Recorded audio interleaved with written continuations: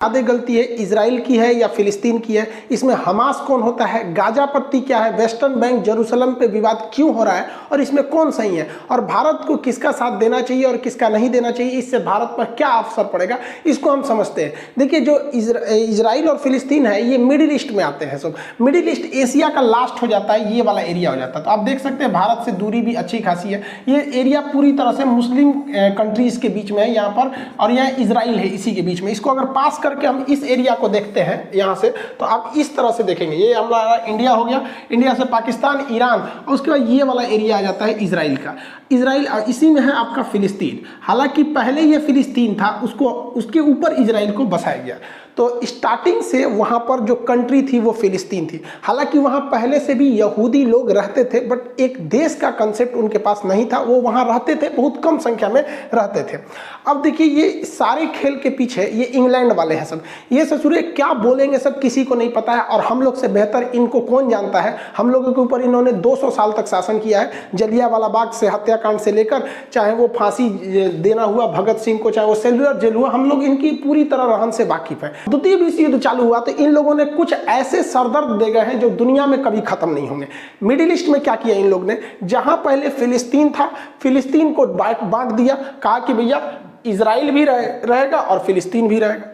दो देश यहाँ बना दिया, इजराइल और फिलिस्तीन। कहाँ बैठे बैठे इन लोगों ने, लंदन में बैठ गए। कोई चीज अच्छी आ रही है, तोरे बारे में बोल रहे हैं, सुनो ध्यान से। ये दो भाग में यहाँ बांट दिया, और हमेशा से ये लड़ाई होती है। और ये लड़ाई किस तरह से, आप अपने पे समझिए। हमारा अखंड भारत देश था, 1900 इनको बांटा 1948 में यहाँ पर, और हम लोग को ठीक 1 साल पहले बांटे थे, 1947 में। भारत इंडिया था और ये पाकिस्तान। तो इंडिया पाकिस्तान का विभाजन कर दिया सब, और हम लोग के बगल में एक तो बवासीर छोड़ के चला गया सब 1947 में, और अभी ये बवासीर भगंदर हो गया है। आप खुद समझिए, क्या ये लड़ाई हम लोग के बीच की, जो इंडिया पाकिस्तान का इंटेंशन है, इतना मतलब बॉर्डर डिस्प्यूट रहता है, खास करके कश्मीर इशू को, टेररिस्ट आतंकवाद को लेकर, कभी सॉल्व होने वाला लगता है? नहीं लगता है। ऐसे ही इन लोगों ने यहाँ किया। अब हम लोग को इस कचड़े में पड़ना नहीं है। पहले आप समझिए कि ये लड़ाई जानबूझ के लड़ाई जा रही है, ताकि ये और अमेरिका वाले लोग हथियार बेच सके। वरना भारत पाकिस्तान में इन्हीं लोग का देन है, और अगले साल यहाँ पे देन है। देखिए, आईपी यहाँ पे इजराइल फिलिस्तीन, और आईपी इंडिया पाकिस्तान। ये सब बैठ के कहाँ से हो रहा था? लंदन से। ससुरा आईपीएल खेल दिया सभी से। बहुत होशियार है सब। तो आप पर्दे के पीछे के सीन को समझिए, चल क्या रहा है। जो अभी हो रहा है इसको मत देखिए, उसे देखिए जो नहीं दिख रहा है। अब 1948 में जो देश था ही नहीं, वहां पे आप कहिएगा कि यहाँ विभाजन होगा, यहाँ इजराइल भी रहेगा, तो बवाल होगा। तो इन अंग्रेजों ने क्या किया था, द्वितीय विश्व युद्ध के दौरान ये लोग जहां मार करते थे, वहां पर इन्होंने अपना एक मुखौटा रख दिया था। उसका नाम है यूएनओ। आज भी ये यूएनओ फेमस है किसी भी चीज को बर्बाद करने के लिए। 1948 का हम लोग का कश्मीर इशू अभी तक इस गधे से सॉल्व नहीं हो रहा है। इतना पागल संस्था है कि किसी चीज को ये चौपट कर देगा यूएनओ में। तो जानबूझ के इन्होंने मुसलमानों से कहा कि चलो चलो तुमको हम यूएनओ में ले जाते, वही फैसला करेगा। बचपन में आप कहानी सुने होंगे कि किसी ब्रेड के लिए 2 बिल्ली लड़ रही थी, तो बंदर आया उनको फैसला करने, सारा ब्रेड अपने खा लिया। तो यूएनओ ने कहा कि देखो भैया, जो बेलफोर डिक्लेरेशन है उसके तहत इजराइल बनेगी, और इसने एक मील आयोग को बना दिया, और इसने कहा कि देखो भैया इजराइल बन जाएगा। और इजराइल की स्थापना कर दिया 14 मई 1998 को। इस दिन इजराइल की स्थापना हो गई। जो फिलिस्तीन पूरा फिलिस्तीनियों का था, जो मतलब वहां मुस्लिम लोग रहते थे, उसको इन्होंने डिवाइड कर दिया 1948 में। और क्या कर दिया, 48% दिया फिलिस्तीन को, 48% फिलिस्तीन को दिया, 44% इजराइल को दिया। यहां पर देखिए, जबकि इजराइल का यहाँ पे उस समय तक नहीं था यहाँ पे। उसके बाद क्या किया, जेरूसलम जो राजधानी थी उसको कहा कि देखो, ना ये फिलिस्तीन की राजधानी रहेगी, ना ये इजराइल की राजधानी रहेगी, ये यूएनओ के कंट्रोल में रहेगा। 8% का एरिया यूएनओ के कंट्रोल में। जैसे ये बात हुआ, अरब देशों ने कहा कि हम ये होने नहीं देंगे। फिलिस्तीन ने कहा कि ऐसा कभी नहीं हो सकता है, मार होगा। ससुरा स्टार्टिंग स्थापना हुआ, युद्ध चालू हो गया। वो तो भारत भी झेल चुका है। 1947 में आजाद हुए, मार हो गया। पहली लड़ाई 1947-48 की थी हम लोग की, वही इसके साथ हुआ। इजराइल ने इन लोग को पकड़ के धो दिया। 6 देश आए थे लोग मारने, सबको पकड़ के धो दिया। रीजन क्या है कि ये लोग जो अरब देश के मुस्लिम कंट्री थे, ये जंग लड़ रहे थे, जंग को जीतने के लिए, जबकि इजराइल के यहूदी लोग जंग लड़ रहे थे अपना अस्तित्व बचाने के लिए। उन्हें पता था कि अगर ये युद्ध हारेंगे तो हम ये युद्ध नहीं हारेंगे, ये पृथ्वी हार जाएंगे, फिर हमें कोई पूछने वाला नहीं है, इसलिए वो युद्ध को जीत गए। अब यहाँ पर यूएनओ को क्या मतलब बना कि जेरूशलम पर अपना कब्जा रखने का? तो इसके लिए कारण है जेरूशलम 3 धर्मों का पवित्र स्थल है।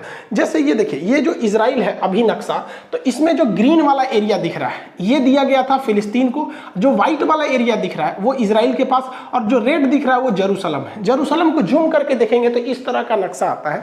यहाँ 3 पवित्र धर्म रहते हैं। ईसाइयों का मान्यता है कि उनके जो ईसा मसीह का जन्म बैतलहम में हुआ था वो बैतलहम जगह जेरूशलम में है। यहूदी जो अभी वर्तमान में इजराइल में रहते हैं उनका कहना है कि उनके सारे लोग यहीं से सुने, उनका मूल स्थान यही है। और मुसलमानों की तीसरी सबसे पवित्र स्थल अल अक्सा मस्जिद यही है। यानी ये 3 धर्मों का पवित्र स्थल है जेरूशलम, इसे होली लैंड कहते हैं। बात समझिए, यहाँ जो लड़ाई है वो मेन लड़ाई है हमारी जमीन की तुम्हारी जमीन। तो पहले तो यहाँ 100% फिलिस्तीन था। ये जो ग्रीन वाला एरिया देख रहे हैं 48 से पहले, 1948 से पहले ये 100% फिलिस्तीन था। बाद में आप देखेंगे 1948 में यूएनओ ने इसका पार्टीशन किया, तो अब देखिए ये ग्रीन वाला फिलिस्तीन ऐसा रह गया। और जानबूझ के यूएनओ ने एक ऐसा ड्रामा रचा कि आगे जाके लड़ाई होगी। देखिए आधा फिलिस्तीन यहाँ दिया है, थोड़ा सा यहाँ दे दिया है, बीच में पतला रास्ता दिया है, थोड़ा सा यहाँ दिया है, बीच में पतला रास्ता दिया। इन लोग का पहले से प्लान था। ऐसे ही इन लोगों ने पाकिस्तान को बांटा था, एक और इधर पाकिस्तान, एक और इधर पाकिस्तान, जिसको आगे चल के हम लोगों ने बांग्लादेश में तोड़ दिया। यही काम किया इजराइल ने। जानबूझ के इजराइल को कहा गया था कि भैया तुम आगे जाके तोड़ोगे तो ये छितरा जाएगा, उधर वो छितरा जाएगा। फिर अगले साल इजराइल ने ऊपर वाला घोट लिया। देखिए इजराइल खत्म, अब फिलिस्तीन यहाँ बच गया, यहाँ बच गया। उसके बाद धीरे धीरे देखिए इसमें भी धीरे धीरे कब्जा करना इजराइल चालू कर दिया। तो इजराइल ले दे के 12% फिलिस्तीन बचा है। तो जो फिलिस्तीन पहले 100% था अभी वो 12% है, और पूरा इजराइल उस पर कब्जा कर रहा है। तो फिलिस्तीनियों का एक तो मेंटली भाई किसी का भी मोरल गिरेगा कि नहीं कि हमारा देश तुम हम ही को पीट रहा है। और इजराइल ने अलग अलग नियम बना रखा है। फिलिस्तीन के लोग हथियार नहीं रख सकते, एयरफोर्स नहीं रख सकते, आर्मी नहीं रख सकते, ये लोग मतलब नेवी नहीं रख सकते, और ये सब कुछ रखता है इजराइल। और जो हमला हो रहा है वो बेसिकली हमला इस गाजा पट्टी से हो रहा है, अभी आगे समझाएंगे।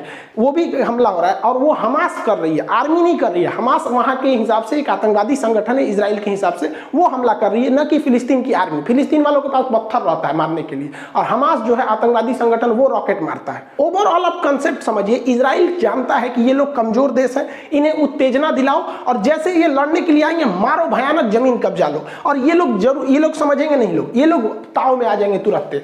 इतना बड़ा था फिलिस्तीन। देखिए फिलिस्तीन समेटते गया, वो काला वाला एरिया जो है वो यहूदी का है, मतलब वो इजराइल है। धीरे धीरे देखिए ये निपट गए, इतनी सा बचे हैं, लग रहा है बस प्रसादी के हिसाब से बचे हैं। देखिए इतना पहले पूरा था, इतना हो गया।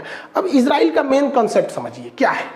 इजराइल कहता है कि भाई फिलिस्तीन वालों को हम तोरा उकसाएंगे, कोचेंगे, और तू कोचा जाएगा, तू आएगा पत्थर मार दे, हम फोड़ देंगे, तुमको तबाही करेंगे। हमास खूब से खूब करेगा तो गली मोहल्ले पे हमला कर देगा, कार और जला देगा, यही रॉकेट में करेगा।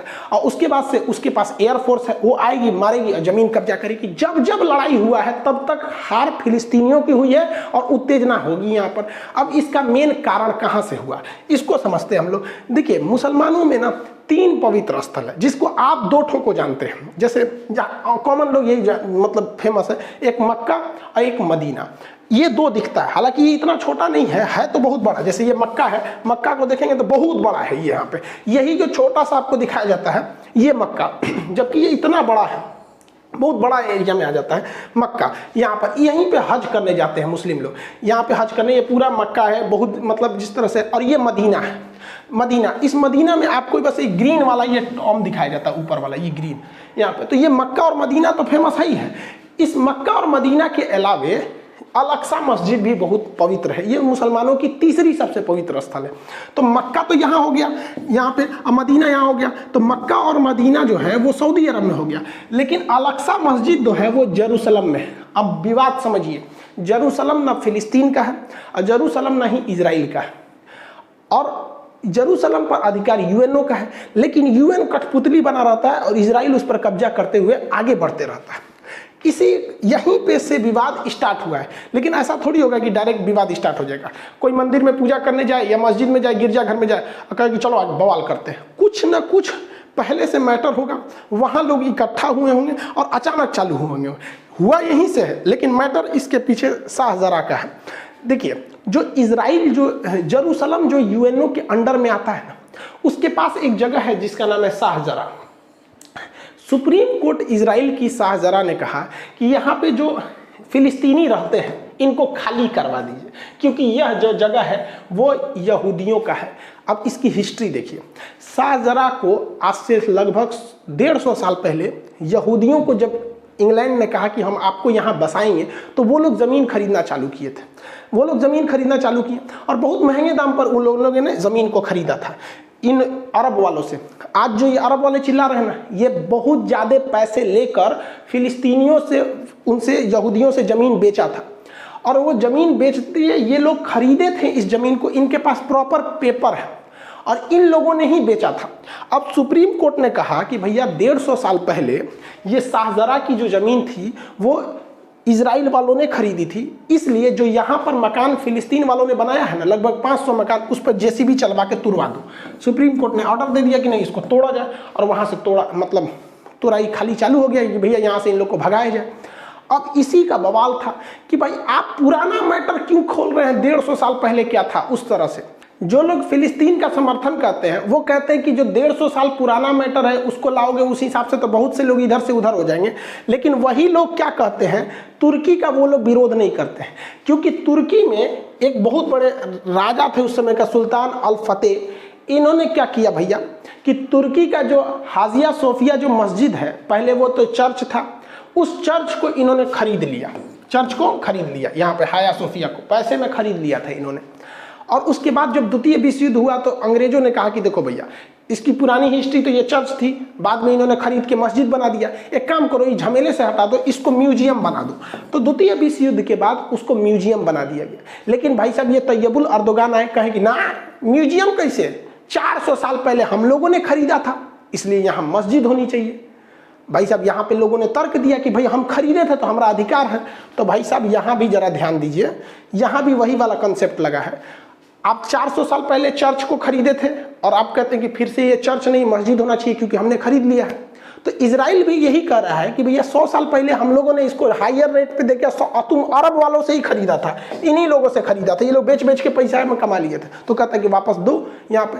तो ये कन्फ्लिक्ट का मेन मैटर था शाहजरा। शाहजरा से ही थोड़ी सी दूरी पर है अल अक्सा मस्जिद। फ्राइडे की नमाज पढ़ने रमजान में लोग जब वहाँ इकट्ठा हुए थे तो वहाँ पर इन लोग को पता था, इजरायली खुफिया एजेंसी को, कि शाहजरा को जब खाली कराया जा रहा है तो वहाँ पे कुछ विवाद होगा। तो इन लोगों ने सिक्योरिटी को वहाँ पे अपने सिक्योरिटी गार्ड्स को लगा दिए थे और इनमें तू मैं हूँ बगझग हुआ। अब यहाँ से भी पत्थर चले, उधर से भी चला और इसमें भीषण रूप ले लिया यहाँ पर। और सिक्योरिटी वाले लोग ऐसे ही मस्जिद के अंदर घुस गए जिसका पूरी दुनिया में विरोध होने लगा। अब वहाँ पर कुछ लोग जो थे वो पत्थर होता, ये सबके पास पत्थरे रहता है, दूसरा तो कुछ रहता नहीं। आई लोग भाई पूरा बुलेट प्रूफ बन के तैयार से गया था, ये मार दिया, ग्रेनेड बम विस्फोट धड़ाम धड़ाम उड़ गया। आप लोगों ने वीडियोज वगैरह तो बहुत देखे होंगे। अब यहाँ पर बहुत दहशत फैल गया यहाँ पर इस एरिया में। अब कभी भी इजराइल ही भारी पड़ेगा। जिन आप कितना चिल्ला लीजिएगा, इन सेना के आगे आम आदमी नहीं टिकेगा। और इस घटना के बाद जो यहाँ पर घटना हुई, बेंजामिन नेतन्याहू पूरी तरह घिर गए। अब यहाँ इजराइल डबल संकट से जूझ रहा है। देखिए इजराइल पर इंटरनेशनल दबाव इतना ज्यादा आने लगा, यूएनओ ने दबाव बनाया कि वो भैया वो एरिया मेरे अंडर में आता है, तुम काहे वहां घुस गया है। भारत ने भी इवन की न्यूट्रल रहते हुए कहा कि इजराइल को यथास्थिति बना के रखनी चाहिए। अब पूरी तरह से इंटरनेशनल बवाल वहां हो गया। और इस घटना के बाद इजराइल में भी लगभग 14% आबादी मुस्लिम की है। इजराइल की आबादी मुश्किल से 1 करोड़ है, 1 करोड़ से भी कम है यहाँ पे, जिसमें आपका 16 से 17 लाख, 1 करोड़ में 16 से 17 लाख उसमें मुस्लिम भी रहते हैं। अब वो लोग भी विरोध करने लगे हैं क्योंकि ये मैटर राजनीतिक न होकर धार्मिक स्थान को लेकर था, इसलिए विरोध होने लगा वहां पे। अब इजराइल अंदर में भी समस्या को झेल रहा है कि वहां भी बड़े बड़े पैमाने पे विरोध, मार काट, दंगे हो गए अंदर, वहां पे भी तो अंदर भी झेल रहा है और बाहर भी झेल रहा है। दूसरा कि अभी इजराइल में फुल टू सरकार नहीं है, बेंजामिन नेतन्याहू भी अभी वहां चुनाव के मतलब रोके गए हैं, ये फुल टू नहीं है वहां पर चुनाव को लेकर, क्योंकि कोरोना वगैरह को लेकर काफी राजनीतिक संकट थी। अब भारत इसमें क्या कर सकता है, पूरी दुनिया मतलब इसका विरोध कर रही है। अब इसमें एंट्री होती है हमास की। इजराइल का एक पुराना धर्रा रखा है, बस हम हर बात में उलझाते रहो, थोड़ी थोड़ी जमीन कब्जाते रहो, ऐसे ऐसे कब्जाते रहो। 1948 में लड़ाई हुआ, जगह कब्जा कर लिया, 56 में लड़ाई हुआ फिर कब्जा कर लिया, 67 में लड़ाई हुआ और कब्जा कर लिया, 73 में हुआ और कब्जा किया, 82 में हुआ और कब्जा कर लिया।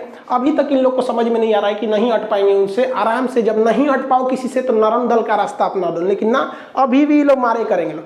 अभी जो वर्तमान सिचुएशन है, फिलिस्तीन के लोग कहते हैं कि सुनो ना, हमको जो 48 वाला बतिया था ना, ये वाला 44% जो था वही हमको दिला दो, 48% दिला दो, नहीं चाहिए हमको, वापस दिला दो। इजराइल कहता है हाँ हाँ वापस दिला दो, हाई सब तो मार काट काहे किया था, माने तुम मारने आया था इसलिए कि हमको पूरी तरह से उजाड़ दो, पूरा देश का देश आया था, और जब हार गए तो यहाँ बोलते हो कि वापस यूएनओ वाला ही दिला दो। अब ये पॉसिबल नहीं है। अब यहाँ दो पार्ट बन गया, जो फिलिस्तीन है उसके दो राज्य हो गए हैं, फिलिस्तीन देश के दो राज्य। एक ये जो इधर थोड़ा सा बचा हुआ है इसे कहते हैं वेस्टर्न बैंक, और जो इधर बचा हुआ है इसे गाजा पट्टी या गाजा स्ट्रिप कहते हैं। इन्हीं दोनों को मिला के फिलिस्तीन बना है। अब इजराइल इनको प्लानिंग में है कि यहाँ से भी निपटा के फाइल निपटा दिया जाए। अब इसमें समझिए कि जो वेस्टर्न बैंक है ये अरब समर्थित है, यहाँ पर अरब ये वगैरह वगैरह देशों का यहाँ समर्थन है। ये लोग नरम दल वाले हैं, शांति से प्रोटेस्ट करते हैं और कहते हैं कि भैया हमारा अधिकार रहना चाहिए क्योंकि हमारे पूर्वज यही हैं, एक तरह से तो देश हमारा ही था। यहाँ आप शांति देखेंगे, यहाँ मारधार नहीं होता है, यहाँ पे अगर प्रोटेस्ट भी होगा तो डेमोक्रेटिक तरीके से नॉर्मल होगा। लेकिन गाजा से मिसाइल चलने लगती है।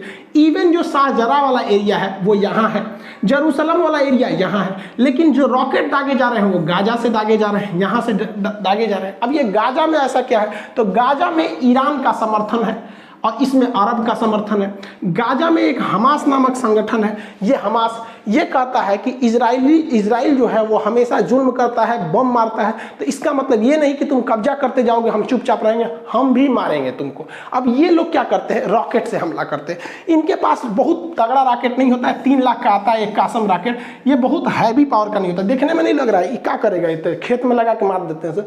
लेकिन हाँ, ये एक पब्लिक के लिए बहुत खतरा है, किसी देश के लिए नहीं, बट पब्लिक वाले एरिया में गिर जाएगा तो तबाही मचा देता है। ये कासम रॉकेट जो है ये लगातार मारते हैं सब, और ये एक दूगो नहीं मारता है, एक के बार मारेगा सो 200, 400, 500, अब तक के लोग सोचा 1500 मार चुका है लोग रॉकेट एक हफ्ता में धड़ाधड़। इसको ट्रांसपोर्ट करने में कुछ जाता नहीं, लगाओ पलिता मार दो यहाँ से। इनमें कोई टारगेट फिक्स नहीं रहता है, गिरे जहाँ गिरे मन गिरो वहाँ पर। अब इनका इन लोगों ने बड़ा रेंज भी बना लिया है कासम रॉकेट का।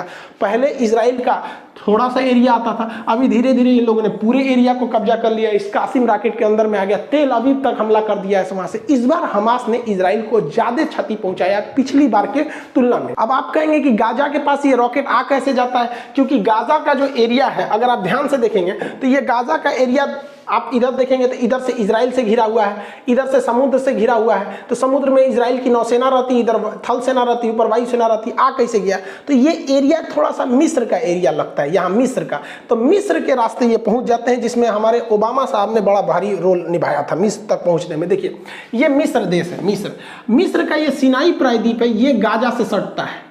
तो जब बराक ओबामा थे ना, तो इनको मिडिल ईस्ट में हीरो बनने का शौक था। इन्होंने ईरान से समझौता किया था और P+ करके, आप लोग 2013 में अगर होंगे तो 13 वाला को अगर करंट अफेयर को देखेंगे तो वहाँ ध्यान में होगा। तो इनका संबंध इन दोनों से बहुत अच्छा था, क्योंकि इन्हीं के समय यहाँ पे ओसामा बिन लादेन मारा गया था और इन लोगों ने अमेरिका को पाकिस्तान को क्लीन चिट दे दिया था, कि पाकिस्तान को तो पता ही नहीं था क्लीन चिट है, उसको नहीं पता था यहाँ पर। अब भाई साहब ईरान को जब परमिट मिला तो ये ईरान यहाँ से इसी कासिम रॉकेट को ये सिनाई प्रायद्वीप के माध्यम से यहाँ ठुसवा दिया, सुरंग बना पहुंचा दिया हजारों की संख्या में, इवन की वहाँ फैक्ट्री लगवा दिया, और यही रॉकेट आज इजराइल में तबाही मचाते हैं। इसलिए हमको आपको इस मचमच में पड़ने की जरूरत नहीं भाई साहब, ये लोग खुदे पहुंचे हुए फकीर है। ये लोग हमेशा चाहते हैं लड़ाई हो, क्योंकि लड़ाई ना होगा तो इनका हथियार नहीं दिखेगा, क्योंकि अगर अंधेरा ना हो तो टॉर्च का बिजनेस ही खत्म हो जाएगा। हालांकि इजराइल की एक मिसाइल डिफेंस सिस्टम है जिसका नाम है आयरन डोम, ये छोटे दूर में किसी भी मिसाइल को मार के गिरा देती है। अब वहां से ये लोग कितना भी रॉकेट मारे, उसका 90% रॉकेट को ये मार के गिरा देते हैं। अक्सर आप सुनते होंगे कि 1200 मिसाइल दाग दिया गया, कई आदमी मारा, तो कभी 1, कभी 2, कभी 3 ऐसा होगा। आप खुद सोचिए, भारत अगर चाइना या पाकिस्तान पे 1200 मिसाइल मारेगा तो एक आदमी कई गो शहर चल जाएगा यहाँ पे। तो पहला कि इनका रॉकेट छोटा होता है, हमास वालों का, ये लोग डिफेंस कर लेते हैं। कभी कभी क्या होता है, हमास भी इस चीज को पकड़ लिया है। वो जानता है कि इसका रडार जो है ये कितने रॉकेट को पकड़ गया, आप कितना मारेंगे, क्षमता भरना। तो ये लोग एक ही साथ 200, 250, 300, 400 पूरा दाग देता है। अब उसमें कंफ्यूज हो जाता है, मारते मारते 2-4 शहर पे गिर ही जाता है यहाँ पर। तो इन लोग को थोड़ा इकोनॉमिकल लॉस होता है, लेकिन इन लोग के पास ये करोड़पति है भैया, इनके लिए 30 लाख उतना मायने नहीं रखता है जितना उन लोग के लिए 3 लाख मायने रखता है, क्योंकि उनको रमजान में रोजा खोलने के लिए भी जो खाना दिया जा रहा है ना, वो यूएई और यूएन के थ्रू आ रहा है वहां पे पैसा, तो खाए को नहीं है उन लोग के लिए 3 लाख बहुत हो जाता है। जनरली लोगों को लगता है कि ये दुश्मन की मिसाइल है और इस तरह मिसाइल आके मारती होगी, ये तरीका गलत है। मिसाइल ऐसे नहीं इंटरसेप्ट करती है, बल्कि उसके बगल से गुजर के और उसके बाद खुद को, जैसे ये बगल से गुजरेगा ये खुद को फाड़ लेता है। यहाँ पर इसको नेक्स्ट क्लास में बता देंगे कि आयरन डोम काम कैसे करता है। ओवरऑल जब भी लड़ाई हुआ है तो हमास जो है वो उधर से वो फायरिंग करता है और इजराइल फायर इधर से करता है। अब चूंकि फिलिस्तीन के पास अपनी आर्मी नहीं है, उनके पास ना नेवी है, ना एयरफोर्स है, ना कुछ है, तो वो लोग कुछ नहीं कर सकते। या तो हमास नामक आतंकवादी संगठन के थ्रू ये लोग मारेंगे, आम जनता के पास केवल पत्थर है, लाठी है, इसके सिवा वहां पर कुछ नहीं है। और इजराइल के पास बहुत हैवी पावर है यहाँ पर। अब देखिए यहाँ पर ये हमास के रॉकेट आके यहाँ गिरे हैं, जिससे इजराइल को काफी क्षति पहुंचा और इजराइल में लगभग 7 लोगों की मौत हो गई है। इसमें एक भारतीय नर्स भी थी। भैया इनकी क्या गलती थी जो मार दिया? कम से कम आके एक बार माफी तो मांग लेते हमास वाले, फिलिस्तीन वालों, कम से कम कि भैया हम इसके लिए मतलब हमें गलती हो गई। गजब बात करते हैं। और इजराइल ने मारा तो 67 लोग मर गए हैं यहाँ पर। अब ये लोग फिलिस्तीन वाले हल्ला कर रहे हैं, फिलिस्तीन के समर्थन वाले कह रहे हैं कि वहाँ बच्चे भी मरे हैं। तो भाई बच्चे, महिलाएं जब मरती हैं तो पूरी दुनिया, मतलब सब लोग कहते हैं कि ये गलत है।